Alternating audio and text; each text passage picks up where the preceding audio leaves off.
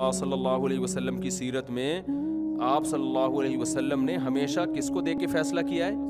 زمینی حقیقت. کبھی جنگ لڑ رہے ہیں, کبھی جنگ کو ٹال رہے ہیں. اور وہ میں واقعہ بیان کر رہا تھا یار, ایک واقعہ آیا تھا وہ دماغ سے, اسٹاک ایکسچینج کا تو ویسے ہی سمجھانے کے لیے آ گیا نا.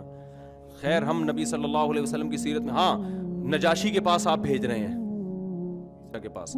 اب ہونا بظاہر تو یہ لگتا ہے کہ بھائی آیت کریمہ کا ورد ہوتا ہے, بھائی مکہ میں ظلم ہو رہا ہے, بجائے اس کے کہ غیر مسلم بادشاہ سے. بھائی بات یہ ہے کہ وہ پاورفل ہے, مکہ والے بھی ہمارے نظریات سے متفق نہیں ہیں, حبشہ والے بھی متفق نہیں ہیں, لیکن وہ رحم دل ہیں. وہ کیا ہیں؟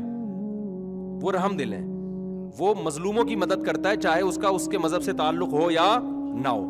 تو ایسے موقع پہ غیر مسلم ریاست سے مدد لی گئی ہے. وجہ کیا ہے کہ بھائی اگر اسباب اختیار نہیں کیے جائیں, آپ پورا اسباب اختیار کریں گے, پھر آیت کریمہ بھی پڑھو, پھر اللہ سے دعائیں بھی. ان کی نفی نہیں کر رہے ہم کہ آپ اللہ سے نہ مانگیں. یونس علیہ السلام تو مچھلی کے پیٹ میں کچھ کر نہیں سکتے تھے نا, ان کے پاس تو آیت کریمہ کے علاوہ کوئی آپشن تھا ہی نہیں. وہ نکل تھوڑی سکتے تھے سمندر کی تہہ میں مچھلی کے پیٹ سے. جس کے پاس بہت کچھ کرنے کا آپشن ہو تو سارا ایڑی چوٹی کا وہ زور لگائے, اس کے بعد دعائیں مانگے, پھر اللہ ان دعاؤں میں جان ڈالے گا. پھر جو اسباب سے ہوگا وہ اسباب سے ہوگا, اللہ ہی کرے گا اس میں بھی. جو اسباب سے نہیں ہوگا تو اللہ وہاں کرامتیں اور معجزے دکھائے گا. پھر وہ سمجھتے ہیں کہ نہیں سمجھتے ہیں؟ ایسے موقع پہ معجزے بھی ظاہر ہوں گے.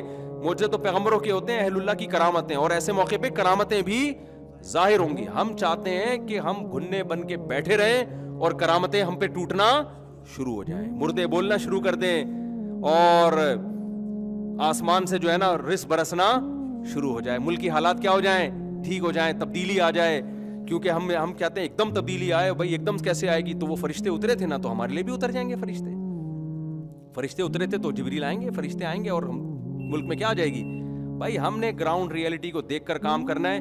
ہمیں لگ رہا ہے کہ 100 سال بعد نتیجہ نکلے گا, لیکن عین ممکن ہے اللہ, ہم نے چونکہ محنت کا رخ صحیح اگر رکھا ہے, عین ممکن ہے اللہ 15 سال میں نتیجہ نکال دے, یہ کرامت ہو جائے. میں سمجھا پا رہا ہوں اپنی بات؟ ہم نے گراؤنڈ ریئلٹی کو دیکھ کر ملک میں انقلاب لانے کی کوشش کرنا ہے کہ یار یہ سوٹیبل طریقہ ہے, یہ چل سکتا ہے. تو آپ وہ کریں گے تو لگے گا 100 سال بعد, لیکن عین ممکن ہے وہ انقلاب کب آ جائے؟ 15 سال میں آ جائے, 20 سال میں آ جائے. رخ آپ کا صحیح ہونا چاہیے. اگر رخ ہی صحیح نہیں ہے میرے بھائی, 100 کیا 1000 سال بھی ہو جائیں گے نا, اور دھنستے چلے جاؤ گے اور دبتے چلے جاؤ گے. سمجھتے ہو کہ نہیں سمجھتے ہو؟ تو خیر, میں نے بات یہاں سے شروع کی تھی.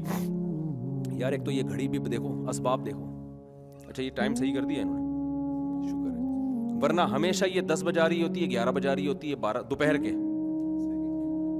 تو یہ الحمدللہ گراؤنڈ ریئلٹی سمجھ رہے ہیں, گھڑیاں ہی ٹھیک نہیں ہیں ہماری. میں یورپ میں گیا نا, وہاں میں نے لوگوں کو دیکھا ٹرین میں نا, سب اسٹڈی کر رہے ہیں, مطالعہ کر رہے ہیں. یہاں ہمیں بندہ ترس جاتے ہیں کسی کے ہاتھ میں کتاب نظر آ جائے. صحیح بتا دوں آپ, تو آپ کہہ رہے ہیں کہ ہمیں ملک میں کیا چاہیے؟ نظام کی تبدیلی چاہیے. کیا چاہیے؟ تبدیلی چاہیے. کتاب سے نفرت اور موبائل سے سارا دن لگے ہوئے ہیں. تو کیا تمہیں پتہ ہی نہیں ہے دنیا کی, یعنی اگر خلافت عثمانیہ کی بھی ہسٹری ہے نا تو پڑھیں گے نہیں, ارطغرل ڈرامہ دیکھیں گے. ابے تو ہسٹری پڑھ لے یار, پھر دیکھ لینا ڈرامہ. تو ہسٹری تو اوریجنل سچی مچی کی ہے, وہ تو ڈرامے میں تو ڈرامہ زیادہ ہوتا ہے, ہسٹری کم ہوتی ہے. اب دیکھو ڈراموں میں جو ہسٹری ہوتی ہے نا, جیسے خطیب جب ہسٹری بیان کرتے ہیں نا تو اس میں خطابت زیادہ ہوتی ہے. ہسٹری خطیب یا ڈراموں میں ہسٹری کہ اس نے یہ کہا, پھر جواب میں اس نے یہ کہا, پھر اس کی پیشانی پہ لکیریں آئیں, پھر جذباتی ہوا, پھر پسینہ نکلا. ابے اتنا کون بیٹھ کے لکھ رہا ہوتا ہے؟ یہ تھوڑی ہوتا ہے, اس میں ڈرامہ زیادہ ہوتا ہے, ہسٹری بہت تھوڑی سی ہوتی ہے. خیر, تو میں یہ عرض کر رہا تھا کہ اللہ تعالیٰ جو ہے نا باطل کو پنپنے نہیں دیتے. اب کوئی بھی جذباتی طریقے سے بھی آئے گا یا کوئی بھی اکابر سے آپ کو علماء سے ہٹائے گا, جو صحیح جو سلسلہ صدیوں سے چلا آ رہا ہے, تو وہ تھوڑا دن چلتا ہے, اس کی موت کے ساتھ ہی وہ سیٹ اپ ختم. اور ان باطل لوگوں میں ایک چیز مشترک ہے کہ ان کا چونکہ کوئی استاذ نہیں ہوتا نا, لہذا ان کے جو شاگرد ہوتے ہیں وہ خود استاذ کے ٹریک سے بھی ہٹ جاتے ہیں. ان میں 4-5 سلسلوں تک کوئی بھی ایک بھی ایسی شخصیت نہیں ہے جو 4-5 نسلوں تک سب کے نظریات سیم ہو. اگلے کے بالکل اور ہٹے ہوئے ہوں گے، اس سے اگلا بالکل کنٹرول سے باہر ہوگا، اس سے اگلا ایک نیا فرقہ بنا رہا ہوگا. اور جو اکابر سے منسلک ہے نا صدیوں سے، وہ ایک ہی ٹریک پر 1400 سال سے چلتے چلے آ رہے. صحابہ کا مسئلہ دیکھ لو، صحابہ کے بارے میں تابعین، تبع تابعین، پھر ان کے شاگرد، پھر ان کے شاگرد، پھر فقہا، محدثین، صدیوں سے ایک ہی ٹریک پر چلے آ رہے ہیں. امام احمد بن حنبل، امام شافعی، امام مالک، امام ابو حنیفہ، پھر ان کے شاگرد، پھر ان کے شاگرد، ان کے استاذ بھی. وہ کیا ہے کہ تمام کے تمام صحابہ عادل ہیں، ان میں کسی کی شان میں بھی گستاخی جائز نہیں ہے. چاہے حضرت معاویہ ہو، چاہے حضرت ابو سفیان ہو، ان سے جو غلطیاں ہوئیں اجتہادی غلطیاں ہوئیں، اور ان کی جو نیکیاں تھیں وہ ان کی خطاؤں سے زیادہ ہیں. اس میں آپ کو سیم ملے گا. لیکن جو اس کے خلاف نظریے کے گئے ہیں نا، ایک نے ایک نظریہ پیش کیا، دوسرے نے آ کے اس کی نفی کر کے دوسرا پیش کیا، تیسرے نے آ کے کسی صحابی کا دفاع کیا، دوسرے کا سے اختلاف کیا، دوسرے پہ طنز کیا، کسی نے ایسا آپ کو اختلاف ملے گا. اور سب یہ کہیں گے کہ ہم دلائل کو مانتے ہیں، ہم شخصیت پرستی کے قائل نہیں ہیں. بھائی تم سب اگر دلیل سے بات کر رہے ہو، دلائل کو، تو پھر سب کا ایک رائے پہ جمع کیوں نہیں ہوتے تم؟ اس کا مطلب یہ تمہاری رائے ہے، یہ دلیل نہیں. اگر اتنی مضبوط دلیل ہوتی نا تو ایک پہ جمع ہو جاتے آپ. تو دلیل ایسی ہے جو قابل بحث ہے، تبھی تو اس میں اگلا آگے بحث کر کے اس کو غلط قرار دے رہا ہے. العقیدۃ الطحاویہ امام طحاوی نے لکھی. امام طحاوی نا تقریباً میرا خیال ہے 3 صدی ہجری کے عالم ہیں، 3 یا 2 کے اینڈ میں. انہوں نے عقیدہ کی کتاب لکھی نا، اس میں یہ بات توحید سے متعلق، عقیدہ رسالت سے متعلق، تقدیر سے متعلق، اس میں یہ بھی کہ صحابہ کرام کو ہم کیا سمجھتے ہیں؟ عادل سمجھتے ہیں. کسی کی شان میں بھی ہم جو ان کے یعنی مفہوم بیان کر رہا ہوں میں اپنے الفاظ میں، اس میں طنز کو ہم جائز نہیں سمجھتے. وہ کتاب چونکہ تمام اہل سنت والجماعت کا وہی عقیدہ، یہ خود تو حنفی تھے لیکن وہ عقیدہ جو انہوں نے لکھا وہ تو تمام اہل سنت والجماعت کا تھا، شوافع. تو ساری دنیا میں وہ کتاب پڑھائی گئی. اس کو اہل حدیثوں نے، آج کل اہل حدیث بھی پڑھاتے ہیں، سلفی لوگ بھی پڑھاتے ہیں، حنفی بھی، مالکی بھی، شافعی بھی، حنبلی بھی، سارے پڑھا رہے ہیں. کسی کا اس میں اختلاف نہیں ہوا. اب آپ دیکھو ایک چیز ایسی ہے جو 1200 سال سے اتفاقی چلی آ رہی ہو، حالانکہ ان 1200 سال میں کتنے بڑے بڑے علامے پیدا ہوئے کہ نہیں ہوئے، کسی نے اس پر اعتراض نہیں کیا کہ یہ صحابہ والا معاملہ ٹھیک نہیں ہے. اس کے بعد چند لوگ اگر آئیں وہ 15ویں صدی میں ہوں اور وہ عالم بھی نہ ہوں، وہ پھر حضرت معاویہ پہ طنز کرنا شروع کر دیں، فلانے پہ طنز کرنا شروع کر دیں، تو یا تو یہ پوری دنیا کے علماء، جس میں ترکی بھی تھا، سعودی عرب بھی ہے، جس میں مراکش بھی ہے، مشرقی دنیا بھی، مغربی دنیا بھی، شمالی مسلمان بھی، جنوب کے مسلمان بھی، یا تو یہ معاذ اللہ سارے کے سارے غلط تھے اور یہ ایک آدمی صحیح ہے. اور آسان کیا ہے بھئی، ایک آدمی غلط ہے یا 2-4 آدمی غلط ہیں، باقی سارے کیا ہیں؟ صحیح ہیں. تو یہ جو 2-4 آدمی دلائل دے رہے ہیں، یہ دلائل میں آپ کو کنفیوز کر رہے ہیں. دلائل کے تانے بانے جو ملا رہے ہیں وہ صحیح تانے بانے نہیں ملا رہے. اگر آپ کسی کے پیچھے پڑ جاؤ نا ہاتھ دھو کے، تو آپ اچھے اچھے لوگوں کو بدنام بھی کر سکتے ہو، اور اگر آپ کسی کی عقیدت میں اندھے ہو جاؤ تو برے برے لوگوں کو اچھا بھی قرار دے سکتے ہو. حضرت عثمان رضی اللہ تعالی عنہ وہ صحابی ہیں کہ غزوہ احد میں جب شکست ہوئی نا تو بہت سارے صحابہ غزوہ احد میں فرار ہوئے تھے، تو اس میں حضرت عثمان بھی تھے. صحابہ کرام نے قرآن نے تنبیہ کی سب کو، پھر قرآن نے کیا کہا؟ اللہ نے معاف کر دیا. پھر صحابہ سے یہ غلطی ہوئی، اتنا بڑا حملہ اچانک ہوا ہے تو یہ نیچرل ہے راہ فرار اختیار کرنا، یہ قدرتی طور پہ ہو سکتا ہے. چند صحابہ نبی کے ساتھ رہے لیکن بڑے بڑے صحابہ کے قدم اکھڑ گئے. پھر جب قدم اکھڑے ہیں تو پھر کیا ہوا کہ جی حضرت خالد بن ولید جو بعد میں مسلمان، ان کا پتہ چلا کہ ان کے قدم اکھڑ گئے تو انہوں نے کہا ہم دوبارہ حملہ کرتے ہیں. تو یہ جو شکست کھا کے بیٹھے ہوئے تھے زخموں سے چور، ان کو جب پتہ چلا تو اب انہوں نے دوبارہ حملہ کرنے کی تیاری شروع کر دی، اب فرار اختیار نہیں کیا. تو کتنی بڑی نیکی ہے کہ نہیں؟ تو ایک اگر غلطی ہوئی، اس سے بڑی نیکی کر کے اس غلطی کی تلافی ہو گئی کہ نہیں ہو گئی؟ بولو نا کیا ہو گیا؟ اگر ایک غلطی ہوئی ہے تبھی تو قرآن نے پھر ان کی تعریفیں کی کہ الذین قال لهم الناس ان الناس قد جمعوا لكم فاخشوهم فزادهم ایمانا، کہ لوگوں نے ان زخموں سے چور لوگوں کو آ کے کہا کہ اب لوگ تمہارے خلاف دوبارہ اکٹھے ہو رہے ہیں. تو اب ان کو کیا ہوا کہ بجائے بزدلی کے ان کا ایمان اور بڑھ گیا. یعنی وقتی طور پر ایک خوفطاری ہوا تھا, فرار اختیار کیا, لیکن اب زخموں سے چور دوبارہ کھڑے ہو گئے. تو قرآن نے اب ان کی تعریف کی صحابہ کرام کی. لیکن جو صحابہ کے خلاف ہے نا, وہ اس پہلو کو آج تک اچھالتے رہتے ہیں کہ چند وہ فلاں تو نہیں بھاگے تھے, یہ لوگ معاذ اللہ بھاگ گئے تھے. تو آپ بتاؤ یہ طبیعت کے فاسد ہونے کی علامت ہوگی کہ نہیں ہوگی؟ حضرت عبداللہ بن عمر سے خارجی نے کہا کہ عثمان تو معاذ اللہ ان لوگوں میں سے تھے جو غزوہ احد میں بھاگ گئے تھے. حضرت عبداللہ بن عمر نے فوراً جواب دیا کہ ان کا فرار ہونا قرآن کہہ رہا ہے کہ ہم نے وہ کیا کر دیا ہے, معاف. جب اللہ نے معاف کر دیا تو آپ کون ہوتے ہیں بھائی پوچھنے والے؟ تو کیسا اجماعی عقیدہ امت کا چلا آ رہا ہے. تو کوئی بھی دلائل کے تانے بانے لگا کے نا, حوالے اور ریفرنس دے کے آپ کو صحابہ سے ہٹانے کی کوشش کر رہا ہے. آپ کے پاس اگر جواب نہیں بھی ہو, بعض دفعہ نہیں ہوتا انسان کے پاس, اس وقت نہیں تیاری ہوتی, وہ لاجواب ہو جاتا ہے. آپ کو بھائی تیرے دلائل ہوں گے, لیکن یہ پوری امت گمراہی پہ جمع بولو نہیں ہو سکتی. اور اس کے بارے میں یقین کر لو, اللہ ان کو پنپنے نہیں دیں گے. یہ 2-4 چلے گا تھوڑا عرصہ, یعنی اس طرح کے لوگ جو بھی صحابہ کے خلاف, اگلی نسل چینج ہو جائے گی, یا اگلی نسل کوئی نیا فرقہ لے کر آئے گی. یعنی باطل فرقہ زیادہ عرصہ چلتا نہیں ہے, ان کے نظریات چینج ہوتے رہتے ہیں. آپ بدعتوں کو دیکھ لو نا. آپ مجھے بتاؤ ربیع الاول میں ہر سال بدعتوں کا اسٹائل چینج ہو رہا ہے کہ نہیں ہو رہا؟ 100 سال پہلے جس طرح ربیع الاول منایا جا رہا تھا, جو بھی بدعتی لوگ کر رہے تھے, 100 سال کے بعد چینج, اگلے 100 سال میں اور زیادہ چینج. تو ایک بدعت کنٹینیو کبھی بھی نہیں چلتی. سنت کنٹینیو 1400 سال سے چلی آ رہی ہے. سمجھتے ہو گے نہیں سمجھتے؟ تو جو چیز کنٹینیو نہیں چل رہی, اس کا مطلب اللہ اسے پنپنے نہیں دے رہا, اس کا مطلب وہ حق پر نہیں ہے. تو اللہ نے پیغمبر صلی اللہ علیہ وسلم کو یہ بتایا کہ آپ اگر معاذ اللہ پہ جھوٹ باندھیں گے, اللہ آپ کو نہیں چلنے دے گا. تو اس میں اللہ نے میسج دے دیا کہ کوئی بھی اسلام میں تحریف کی کوشش کرے گا, اس کو میں زیادہ عرصہ چلنے نہیں دوں گا. اس باطل فرقے جتنے بھی آج آپ کو نظر آتے ہیں نا, آپ کہیں گے یہ فرقہ تو 1200 سال پہلے بھی تھا.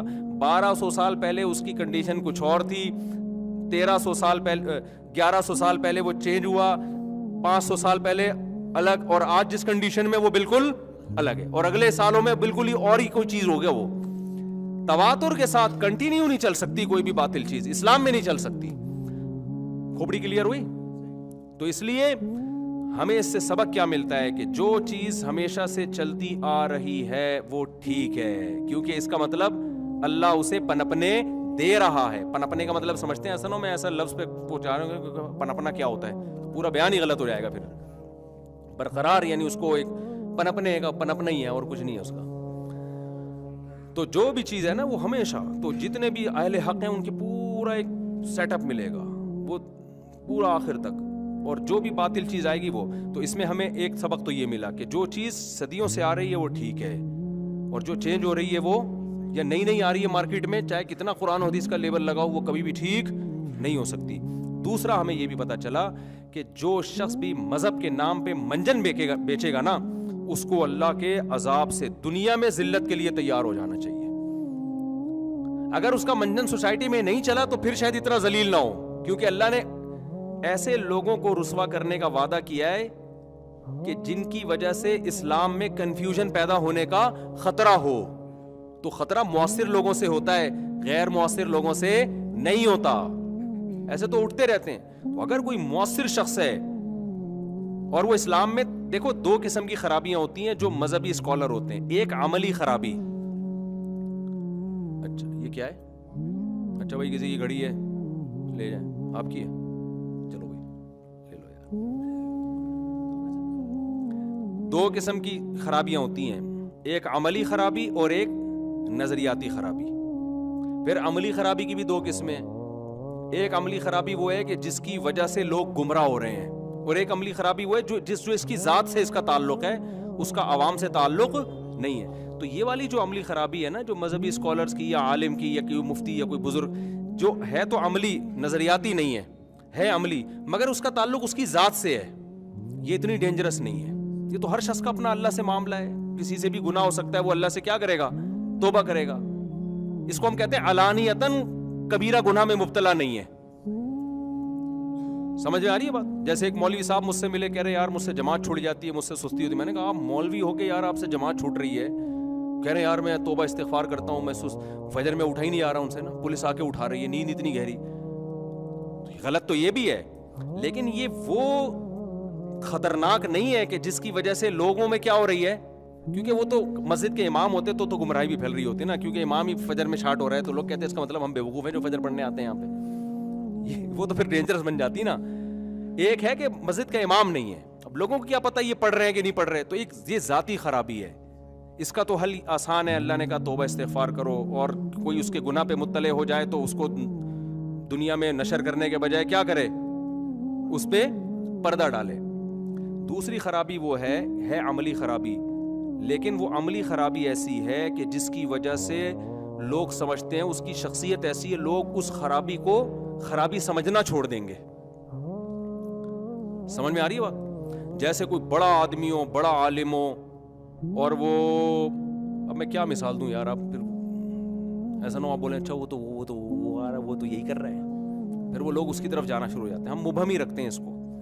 کوئی بڑا عالم ہے, علانیتاً کبیرہ گناہ میں مبتلا ہے, اس کو بھی اللہ پنپنے نہیں دیتے, اس کو بھی ایسا اللہ تعالیٰ ایکسپوز کر دیتے ہیں کہ اس کی ویلیو ختم, تاکہ لوگ اس کو فالو نہ کریں. اسلام اس سے کنفیوژن پیدا ہو رہی ہے, یا تو اس کی شخصیت کو اللہ دنیا کے سامنے دکھا دیں گے. تیسرے وہ علماء ہوتے ہیں جو غلط نظریات کی پرچار کر رہے ہوتے ہیں.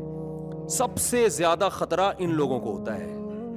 کوئی بھی مذہب کے نام پہ غلط چیز مارکیٹ میں لانے کی کوشش کرے گا تو خوب سمجھ لو اس کی عزتوں کے بعد بھی اللہ اس کو پستیوں کی گہرائیوں میں اللہ ڈال دے گا, اسفل سافلین میں ڈال دے گا اللہ, کیونکہ اللہ تعالیٰ اپنے دین میں تحریف برداشت نہیں کرتے. تو ایسے شخص کے ذریعے تحریف جو مؤثر ہو, جس کا لوگوں پہ اثر ہو. ہم نے دنیا میں دیکھا ہے ایسے لوگ آخر عمر میں پاگل ہو جاتے ہیں, بہکی باتیں شروع کر دیتے ہیں, لوگوں میں ان کا مذاق بننا شروع ہو جاتا ہے, باولے ہو جاتے ہیں. جتنی عزت کا گراف اوپر گیا تھا اس سے زیادہ الٹا ہو جاتا ہے وہ. تو یہ بہت خطرناک ہے, کیونکہ قرآن میں اللہ نے کہا کہ ہماری طرف کوئی جھوٹ منسوب کرے تو ہم اس کو پنپنے نہیں دیں گے. تو اللہ تعالیٰ ایسا کر دیتے ہیں اس کے ساتھ. ہاں وہ الگ بات ہے اللہ کر دیں پھر بھی بیوقوف لوگ اس کے ساتھ جڑے رہیں, تو بیوقوفوں پر تھوڑی مدار ہوتا ہے. عزت ہمیشہ عزت داروں کی نظر میں ہوتی ہے, بیوقوفوں اور احمقوں کی عزت کا کوئی اعتبار نہیں ہوتا. اب کوئی چرسی ہیروئن چی آ کے کسی کے ہاتھ پہ بیعت ہو جائیں حضرت آپ, تو یہ تو آپ کی بے عزتی کی بات ہے کہ سارے چرسی آپ کے گرد اکٹھے. وہ کہہ رہے ہیں میری تو ابھی بھی سوسائٹی میں بہت عزت ہے. اور یہ بھی خوب سمجھ لو, اس کا یہ بھی مطلب نہیں ہے کوئی عالم اگر ذلیل ہو جائے, رسوا ہو جائے, تو آپ اس کو غلط سمجھنا شروع کر دو.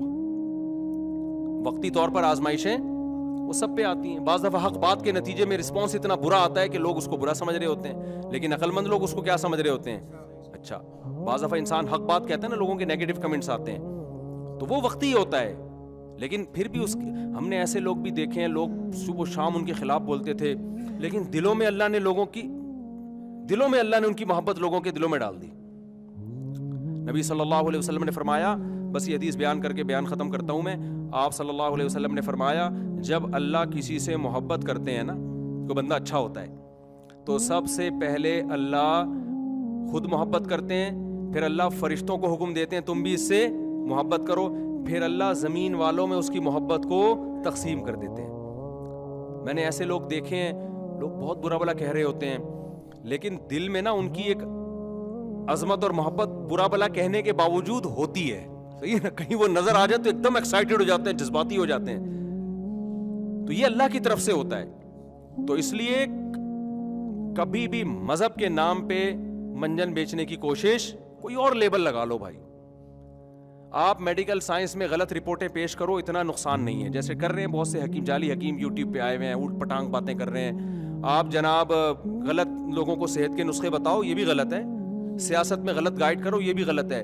لیکن آپ نے اگر اسلام کا لیبل لگا کر لوگوں کو غلط گائیڈ کرنا شروع کر دیا تو آپ عزت کے لیے یہ کام کر رہے ہو, تو پہلے سے طبیعت کے ساتھ ذلیل ہونے کے لیے تیار ہو جاؤ. پھر جب آپ ذلیل ہوگے, اللہ آپ کو ذلیل کرے گا, تو پھر آپ یہ نہیں کہنا کہ میرے ساتھ ہو کیا رہا ہے. اللہ کہے گا تو نے کس چیز کا لیبل لگا کے اپنے آپ کو عزت دار بنانے کی کوشش کی تھی, تو نے یہ لیبل لگایا کیوں؟